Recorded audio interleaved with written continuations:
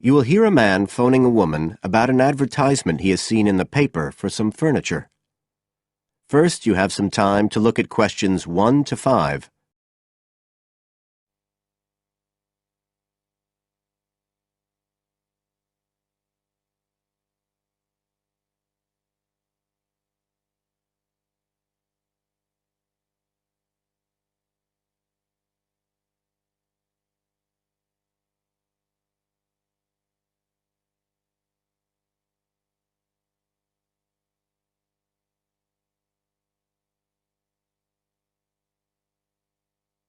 As you listen, because you will not hear the recording a second time. Listen carefully and answer questions 1 to 5.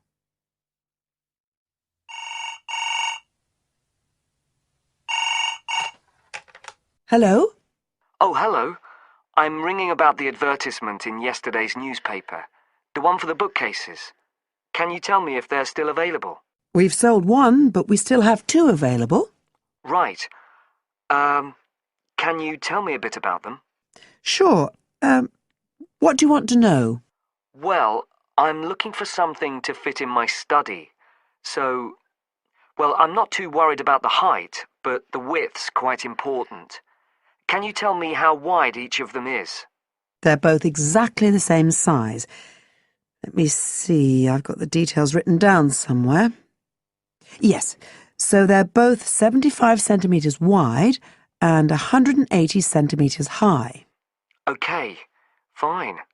That should fit in okay. And I don't want anything that looks too severe.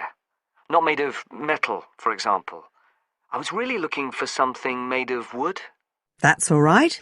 They are, both of them. So, are they both the same price as well? No, the first bookcase is quite a bit cheaper. It's just £15. We paid £60 for it just 5 years ago, so it's very good value. It's in perfectly good condition. Well, they're both in very good condition, in fact. But the first one isn't the same quality as the other one. It's a good sturdy bookcase. It used to be in my son's room, but it could do with a fresh coat of paint. Oh, it's painted. Yes, it's cream at present. But as I say, you could easily change that if you wanted, to fit in with your colour scheme. Yes, I'd probably paint it white if I got it. Let's see, what else? How many shelves has it got? 6. 2 of them are fixed, and the other 4 are adjustable, so you can shift them up and down according to the sizes of your books. Right, fine. Well, that certainly sounds like a possibility. Before you hear the rest of the conversation, you have some time to look at questions 6 to 10.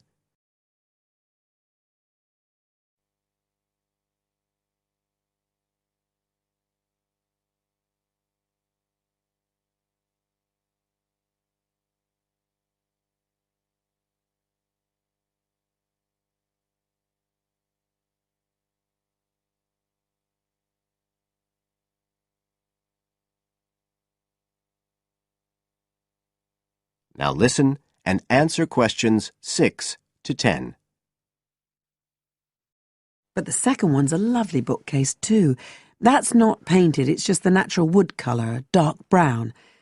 It was my grandmother's, and I think she bought it sometime in the 1930s, so I'd say it must be getting on for 80 years old, so it's very good quality.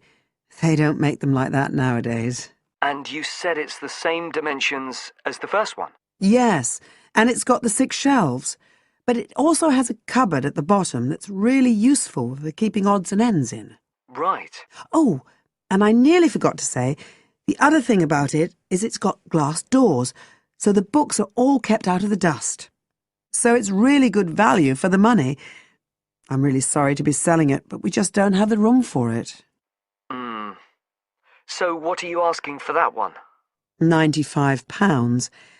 It's quite a bit more, but it's a lovely piece of furniture. A real heirloom. Yes.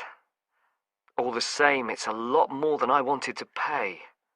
I didn't really want to go above 30 or 40. Anyway, the first one sounds fine for what I need. Just as you like. So, Is it all right if I come round and have a look this evening? Then, if it's okay, I can take it away with me. Of course. So you'll be coming by car, will you? I've got a friend with a van, so I'll get him to bring me round. If you can just give me the details of where you live. Sure. I'm Mrs. Blake. Blake. That's right. And the address is 41 Oak Rise. That's in Stanton. Okay, so I'll be coming from the town centre. Can you give me an idea of where you are? Yes. You know the road that goes out towards the university? Yes. Well, you take that road and you go on till you get to a roundabout. Go straight on, then Oak Rise is the first road to the right. Out towards the university, past the roundabout, first left. First right. And we're at the end of the road. Got it. So I'll be round at about 7, if that's all right. Oh, and my name's Connor. Connor Field. Fine. I'll see you then, Connor. Goodbye. Goodbye.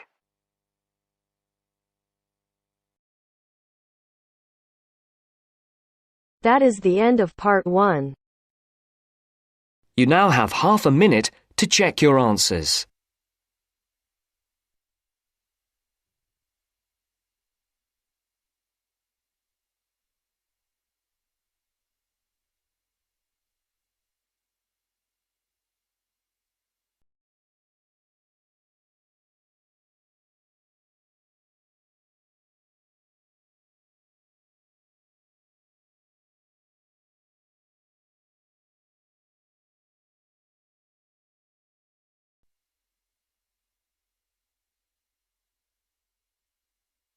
Now turns to part 2. Part 2. Section 2. You are going to hear a lecture about dining services. First, you have some time to look at questions 11 to 14.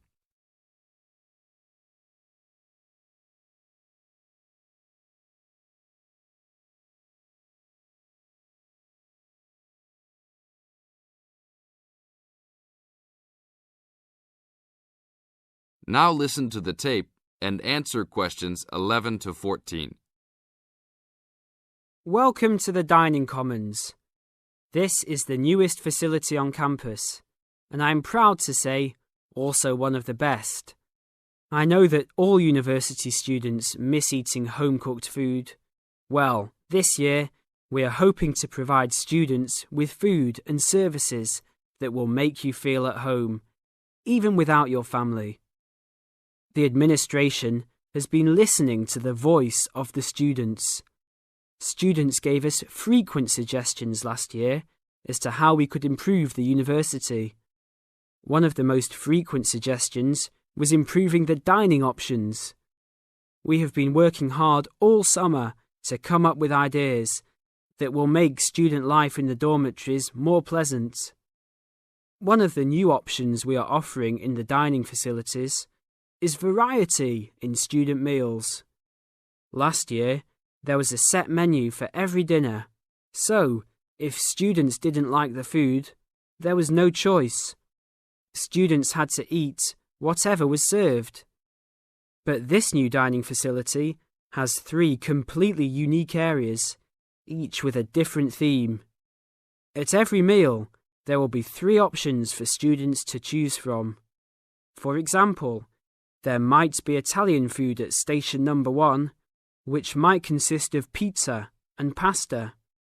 At station number 2, there would be American food, consisting of hamburgers and hot dogs. At station number 3, there could be vegetarian soups and salads, accommodating all the vegetarians. We hope that with the greater selection of food, all students will find something to their liking. Now look at questions 15 to 20.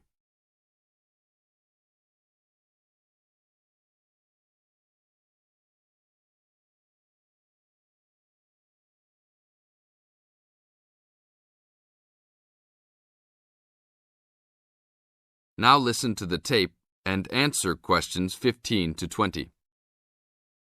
Not only will students have more options, the food will also be better. Each section of the facility will have a head chef. These are real chefs that have been trained in culinary school and have been hired specifically by the school to work in the dining facilities. All of the chefs have a speciality. The school is hoping that these chefs will prepare better tasting and more nutritious food. Every student will be able to make suggestions and also give their input as to which menus taste better. Last year, many students complained that the dining facilities didn't have very convenient hours. This year, we hope to change that. We will open for breakfast at 6 a.m. to accommodate all the early risers. In the evenings, we will open until midnight for all the students that like to go for a late-night snack. The afternoons will still remain closed, but we will have a student store open that will provide all students with drinks and fruit. The student store will be open every day from 2 p.m. to 5 p.m. Every student that has paid full tuition and dormitory fees has already paid for their dining facility fees. Students can eat at any time and in any amount for free. If you are a student that does not live in a dormitory, you can still purchase a dining facility card. This card will entitle you to the full services of the dining facility. This card is available only for students and is not open to the general public. If you are not a student and wish to dine here, you must purchase meals at the door. There are a few rules to follow.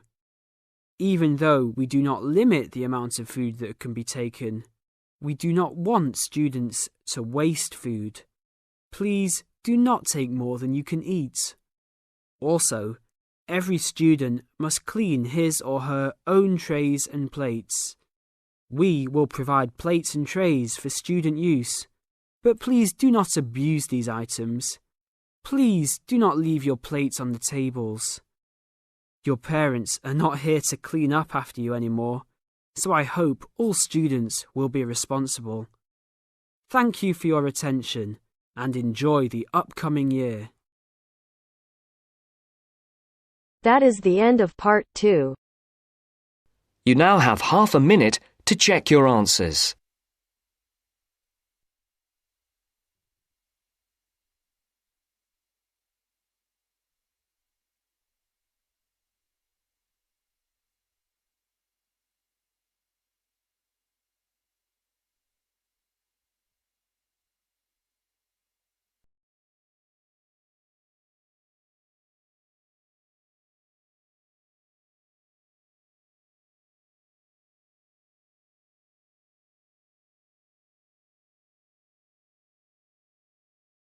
Now turns to part 3. Part 3. You will hear a conversation about shopping. Masahiro is an international student who has just arrived from Japan, and Anna and Will are doing some shopping with him. You have some time to read questions 21 to 26 first.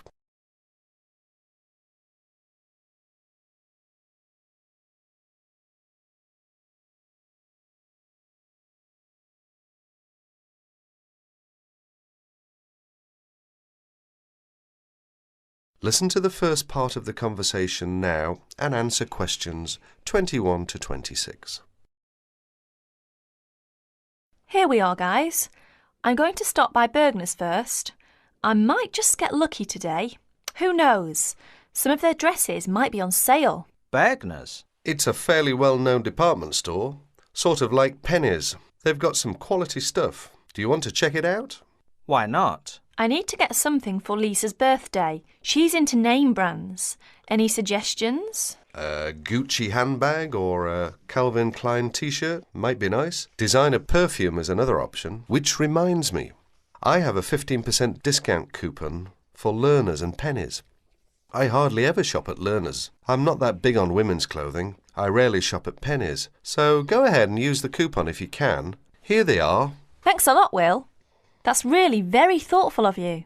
My pleasure, ma'am. Oh no, I was supposed to give Liz a buzz an hour ago. Hope I have a quarter.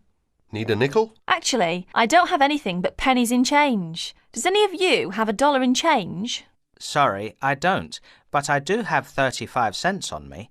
Will that be okay for the phone call? Great. I really appreciate it.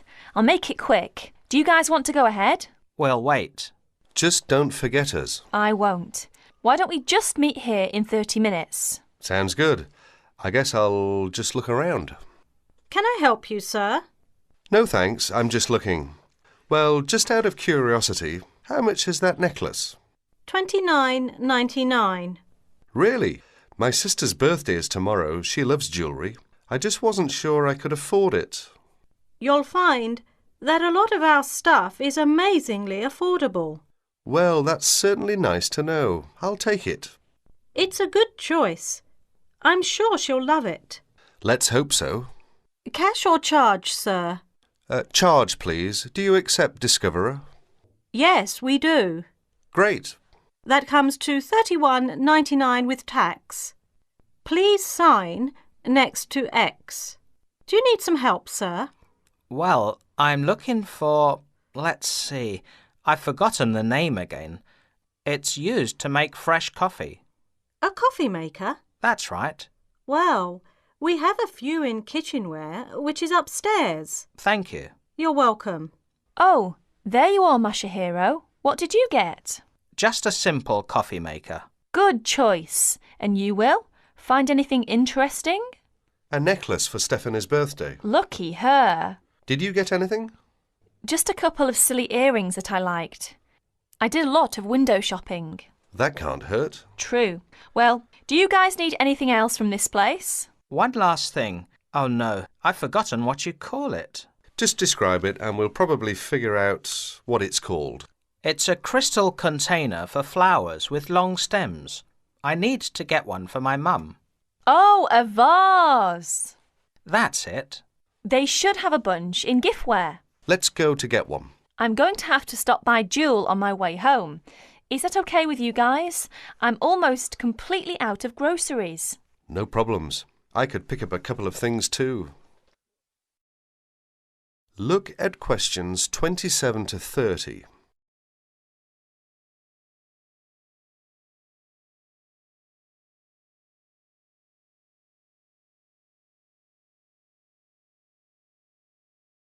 Now you will hear the rest of the conversation. As you listen, answer questions number 27 to 30. Hi, Masahiro. How's it going? Fine, I guess. How about you? Busy? Guess who's coming our way? Hi guys, what's up? Nothing much. We just ran into each other. That's nice. So, Mashiro, how's the coffee maker working? Actually, it doesn't work well. It was a waste of money. I guess I should have shopped around for a good one. Why don't you take it back? I'd like to, but I've misplaced the receipt. Well, if it's any consolation, my shopping wasn't all that great either. I wish I'd never bought Stephanie a necklace. Just last night she was telling me how she wished she had Liz Taylor's new perfume. She did not like my gift at all. That makes 3 displeased shoppers. Guess what? The camera I bought and shipped to Mike just this morning is now on sale. It's a pity that I bought it then. Then again, I guess I shouldn't complain. It was a good buy, even though I didn't get the best deal on it. Anyway, Masahiro, I suggest you look for that receipt and just go to the complaints department and say, I'd like to exchange this, please. It's as simple as that. And Will, it's not too late for you to ask for a refund. That is the end of part 3. You now have half a minute to check your answers.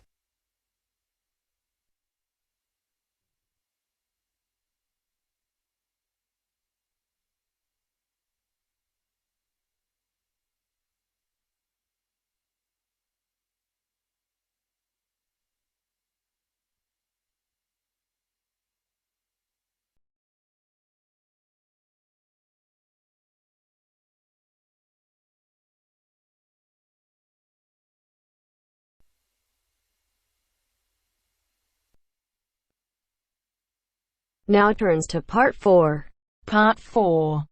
You are going to hear a lecture on William Kidd. First, you have some time to look at questions 31 to 40.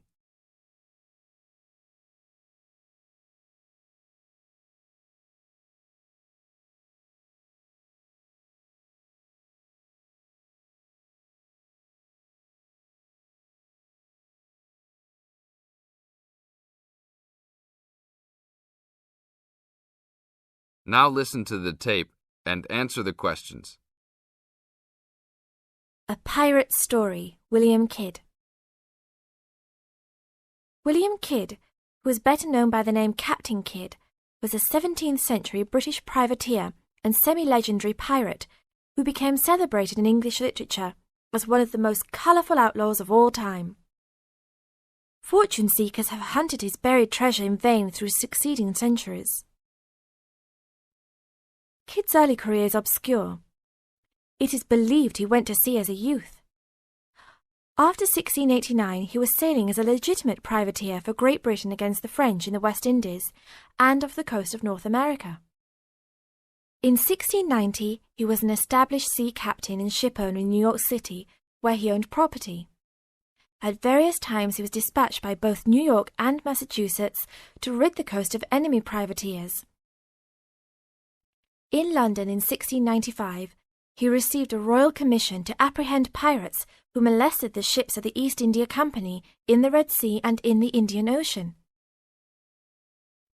Kidd sailed from Deptford on his ship, the Adventure Galley, on February 27, 1696, called at Plymouth, and arrived at New York City on July 4 to take on more men. Avoiding the normal pirate haunts, he arrived by February 1697 at the Comoro Islands off East Africa. It was apparently some time after his arrival there that Kidd, still without having taken a prize ship, decided to turn to piracy. In August 1697, he made an unsuccessful attack on ships sailing with mocha coffee from Yemen, but later took several small ships. His refusal 2 months later to attack a Dutch ship nearly brought his crew to mutiny, and in an angry exchange, Kidd mortally wounded his gunner, William Moore. Kidd took his most valuable prize, the Armenian ship Quedda Merchant, in January 1698, and scuttled his own unseaworthy Adventure Galley. When he reached Anguilla in the West Indies, April 1699, he learnt that he had been denounced as a pirate. He left the Quedda Merchant at the island of Hispaniola, where the ship was possibly scuttled. In any case, it disappeared with its questionable booty, and sailed in a newly purchased ship, the Antonio, to New York City, where he tried to persuade the Earl of Bellamont, then colonial governor of New York, of his innocence. Bellamont, however, sent him to England for trial, and he was found guilty, May 8th and 9th, 1701, of the murder of Moore and on 5 indictments of piracy. Important evidence concerning 2 of the piracy cases was suppressed at the trial, and some observers later questioned whether the evidence was sufficient for a guilty verdict. Kidd was hanged, and some of his treasure was recovered from Gardiner's Island off Long Island. Proceeds from his effects and goods taken from the Antonio were donated to charity. In years that followed, the name of Captain Kidd has become inseparable from the romanticized concept of the swashbuckling pirate of Western fiction. Among other stories concerning caches of treasure he supposedly buried is Edgar Allan Poe's The Gold Bug. That is the end of Part 4. You now have half a minute to check your answers. But if I lay down and I play dead and I stay dead, maybe you'll get sick of being the monster out of my head, under my bed. Think you're something out of my nightmares, standing right there. But if I lay down and I play dead and I stay dead, then will you get bored of killing me?